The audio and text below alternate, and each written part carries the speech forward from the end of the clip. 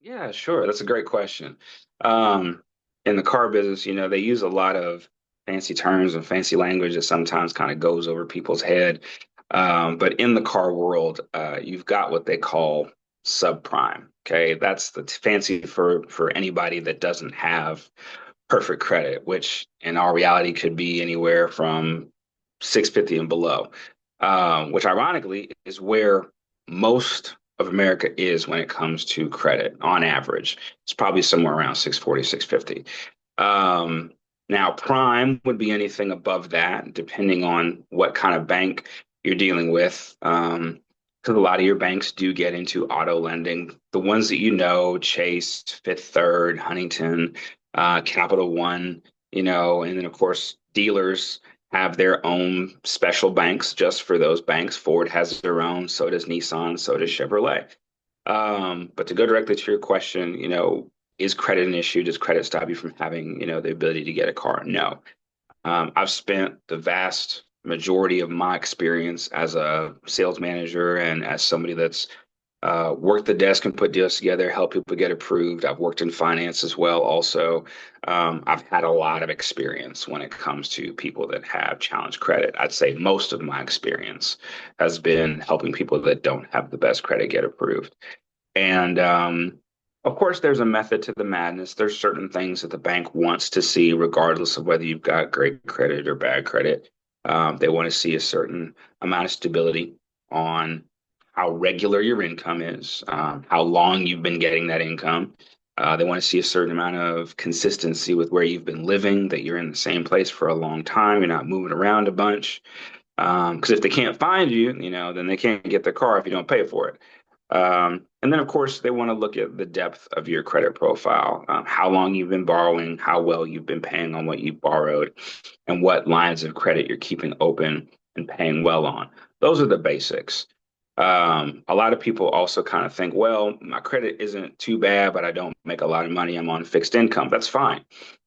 A lot of people don't realize that what banks will do is use your gross fixed income before they take taxes, before they take benefits out of it. So for people that are looking to buy a car that might be on a little more seasoned, like yourself, with retirement or Social Security, or maybe they've got VA benefits because they're former military, or maybe they've got spousal benefits from a, deceased spouse that was military. The bank will allow them to use that income before taxes or deductions to justify them qualifying for a loan for an automobile. So there's a lot of ways to get it put together and make it work. You've just got to know somebody that's willing to work with you. Um, and also somebody that is willing to say, hey, not today, but this is what we need you to do to get there. And the reason why I say that is because, everybody knows where you can go and buy a car in this town, whether it's Shelbyville Road, Preston Highway, Dixie Highway, Bardstown Road. There are dealerships everywhere. And there are a lot of dealerships that, advertise that they work with people that have bad credit, but they don't always do their best to take care of the customer. They leave a lot of people burned, and because it's business, right? And sometimes, unfortunately, at the expense of the consumer, just because they might not have perfect credit, they get taken advantage of. So I try, and I think the people that I work with also try our best to, help the customer as much as possible based on the situation. But if I can't, it's not because I don't want to. It's not because I'm trying to say no. It's not because I'm trying to turn them down. It's usually because I either don't have a lender that can do something with what they're currently bringing to the table, or the car that I have that works for them is not something that I would feel looks well and reflects on me well to put them in. And so there are times where I've said no because I know that if I put you in that car, you'll be here tomorrow upset with me because it's got problems. Wow, I see why your name is good and why the lady was, to God be the glory. And so, if folks getting taxes, we're going to make sure we got your contact and say, go see Yeah. Jeremiah if you're looking, because just what you said shows your heart. And that's what it's about, and having a good name. And to God be the glory. Now, bro man, let me ask you Hmm. this. If you were looking at your 13-year-old self, what Hmm. advice would you tell you? Oh A man. black man, a man of color. What would you tell him? Yeah. Uh, wow. That'd be a golden opportunity. I think the first thing that I would tell him is, and this sounds so um simple and probably corny because you hear this all the time, but I would tell that young man it's okay to be yourself.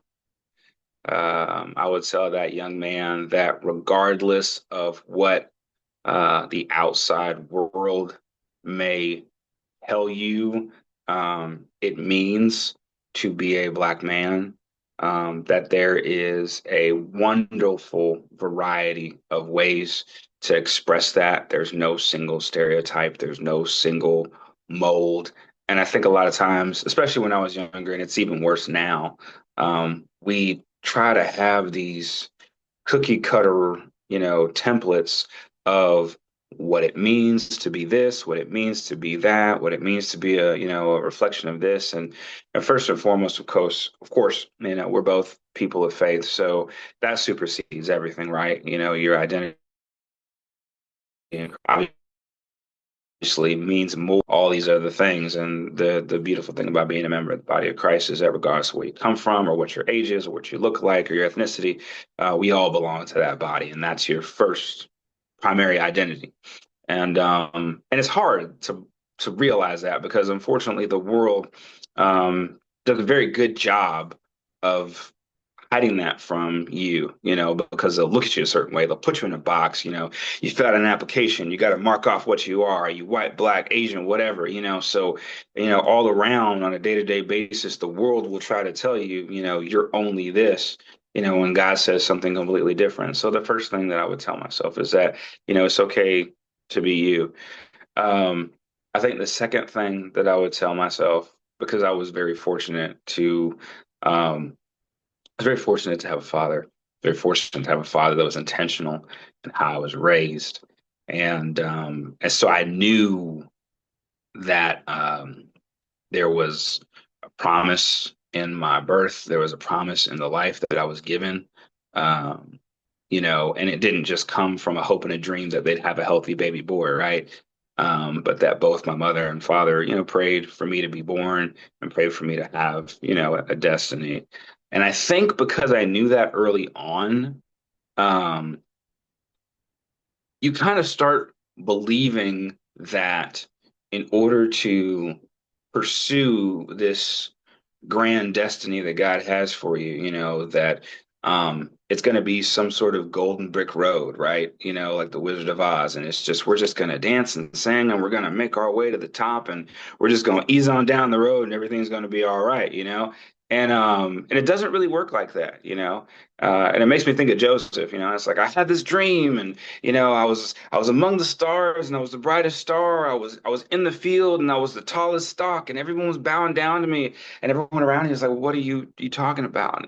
And he wasn't wrong. Like what he saw was for him, but it was for him you know, and the road to get to where he had to go to get there was not pretty at all. Matter of fact, if you probably told Joseph, "Hey, you're going to get sold out by your own family. You're going to be a slave. Your first master's wife is going to falsely accuse you and send you back into prison." And it's struggle after struggle after struggle. But then eventually one day, when not just your family but the entire nation that you represent is at risk of being wiped out because of famine and so forth, you're going to be second in command to Pharaoh and be able to save the people of Israel. It's like all that tragedy led to promise, all that pain led to prosperity.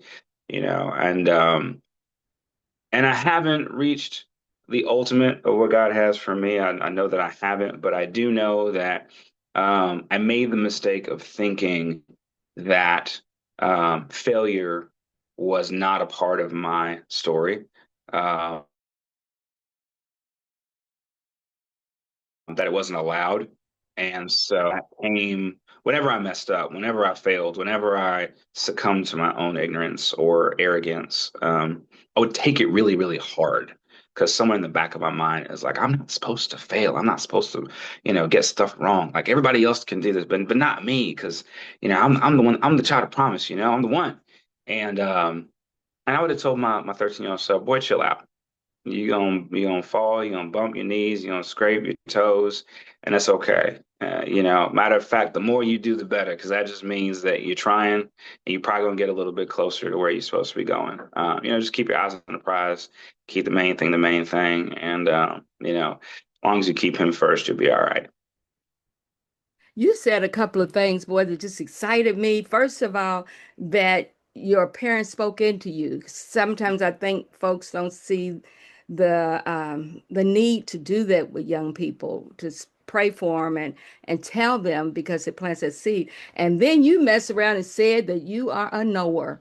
Ain't nothing like a knower.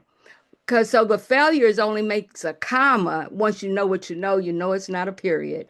Boy, now that'll teach and preach, won't it? Boy, to speak that word, That's good stuff. That's encouraging that I pray that somebody somewhere here hears this and they may have a young person and to speak life into them, to speak the promises. So when they have the privilege to take those different vehicles to wherever they're going or those modes of transportation, that they know that this is a comma because I'm going to where God, boy. So y'all, if y'all ain't saved, y'all better get to know the Lord because you won't know what we're talking about. Okay, so now if you, my mind is going, boy, but I was thinking last night, I said, what would Jeremiah say if I asked him if he could have a hero, fiction or nonfiction? Who would his hero be? Don't say Jesus and the Lord and God. I mean, we know that from what you said, so that's a given.